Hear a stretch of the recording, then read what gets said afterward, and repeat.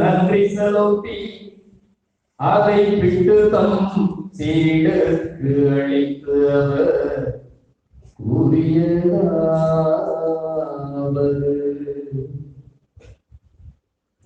அனைவரும் இதிலிருந்து பெற்று உண்ணுங்கள், ஏனெனில் இது உங்களுக்காக கையளிக்கப்படும் என் உடல்.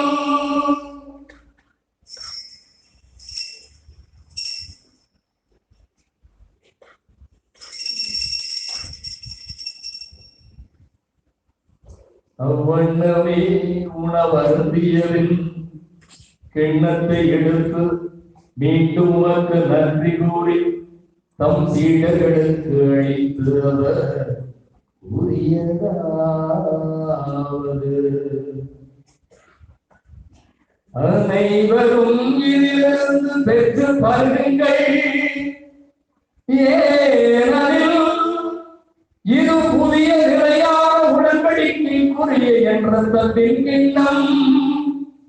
இது பாவ மன்னிப்புக்கென்று உங்களுக்காகவும் பலருக்காகவும் சிந்தப்படும்.